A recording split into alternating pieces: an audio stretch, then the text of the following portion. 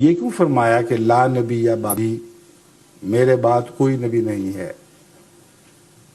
مگر کیا صرف یہی فرمایا یا کچھ اور بھی فرمایا تھا؟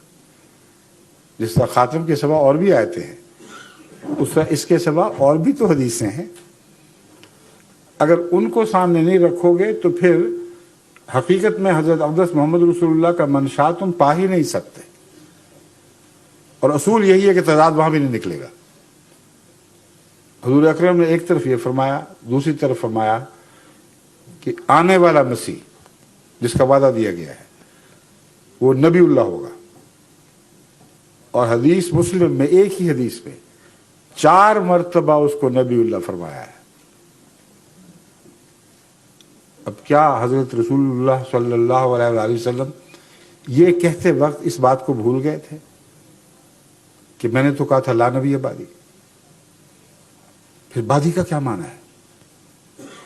ایک اور حدیث ہے جو علماء آپ کے سامنے نہیں رکھتے، جو سارے تضاد کو حل کر دیتی ہے۔ فرماتے ہیں لیس نبی بینی و بینہ، جس مسیح کے متعلق فرمایا کہ وہ نبی ہوگا، آئندہ زمانے میں ہوگا اور نبی ہوگا، اس کے متعلق فرمایا لیسا نبی بینی و بینہ۔ جب میں کہتا ہوں میرے بعد نبی نہیں، تو یہ مراد نہیں ہے کہ وہ بھی نبی نہیں ہے، میرے اور اس کے درمیان کوئی نبی نہیں ہے، میرے اور آنے والے مسیح کے درمیان کوئی نبی نہیں ہے۔ اب تضاد کہاں رہا باقی؟ بعدی قیامت تک کے لیے ہے یا کسی معین وقت کے لیے؟ بعدی کبھی چھوٹا اثر بھی رکھتا ہے، لمبا اثر بھی رکھتا ہے۔ سوال یہ ہے کہ محمد رسول اللہ صلی اللہ علیہ وآلہ وسلم اس بات کو قیامت سے ملا رہے تھے یا ایک لمبے عرصے کا بعد مراد ہے جس نے کسی وقت ختم ہونا تھا؟ کس بات پر، کس وجود پر ختم ہونا تھا؟ حدیث مسلم نے بتایا کہ اس کے باوجود مسیح نبی اللہ کے طور پر آئیں گے، اور اس حدیث نے دکھا دیا کہ آن حضرت صلی اللہ علیہ وآلہ وسلم کا منشا یہ ہے کہ میرے بعد عیسیٰ کے آنے تک کوئی نبی نہیں آئے گا۔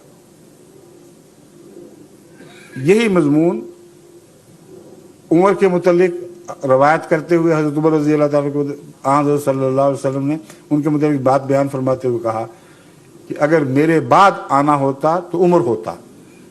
صاف پتہ چلا کہ مان بعد مراد ہے۔ ایک لمبے عرصے تک امت میں خدا تعالیٰ کسی کو بطور نبی بلکہ امتی نبی کے طور پر بھی مبعوث نہیں فرمائے گا۔ اگر فرمانا ہوتا تو ایک اور حدیث وضاحت کر رہی ہے کس کو فرماتا۔ حدیث میں ہے حضرت ابراہیم جو حضرت صلی اللہ علیہ وسلم کے صاحبزادے تھے، جب چھوٹی عمر ہی میں آپ کی وفات ہوئی تو ان کو لحد میں اتارتے ہوئے، اور یہ واقعہ آیت خاتم النبیین کے نزول کے بعد کا، یاد رکھیں، تمام علماء کو مسلم ہے، اس میں کوئی اختلاف نہیں۔ جب حضرت ابراہیم کی چھوٹی عمر میں وفات ہوئی، ان کو لحد میں اتارتے ہوئے حضرت صلی اللہ علیہ وآلہ وسلم نے فرمایا لو آشا لکان صدیق النبی، اگر یہ زندہ رہتا تو یقیناً صدیق نبی بن جاتا۔ یہ اس وقت فرمایا جب کہ خاتم النبیین کی آیت نازل ہو چکی تھی، جب یہ بار بار فرما چکے تھے کہ لا نبی بعدی۔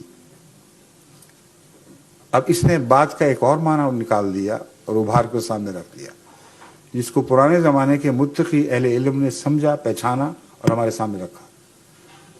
یہ سوال اٹھایا گیا ہے، بحثیں اٹھی ہیں کہ خاتم النبیین کے مخالف حضور اکرم صلی اللہ علیہ وآلہ وسلم یہ کیا کہہ سکتے تھے کہ اگر یہ بچہ زندہ رہتا تو نبی ہو جاتا، تو آیت خاتم النبیین کو منسوخ کر دیتا۔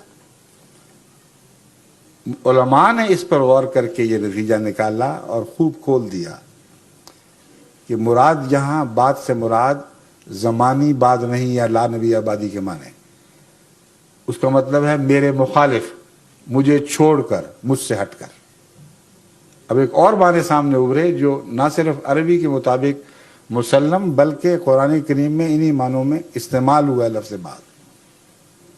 قرآن کریم فرماتا ہے فَبِأَيِّ حَدِيثٍ بعد اللہ و آیاتہ یؤمنون، اللہ کے بعد اور اس کی باتوں کے بعد، اس کے نشانات کے بعد پھر اور کس بات پر ایمان لاؤ گے؟ تو کیا لوگوں نے اللہ کا باپ دیکھنا تھا؟ کیا اللہ کو کوئی بعد ہے؟ یہی حدیث ان محققین نے جنہوں نے اس بات پر بحث چھیڑی ہے اپنی تائید میں پیش فرمائی ہے. یہی قرآن کی آیت. کہتے ہیں دیکھو تم بات کا مطلب نہیں سمجھ رہے. بات سے مراد یہ ہے میں آخری رسول ہوں صاحب شریعت، آخری رسول ہوں جس کا فرمان قیامت تک چلے گا.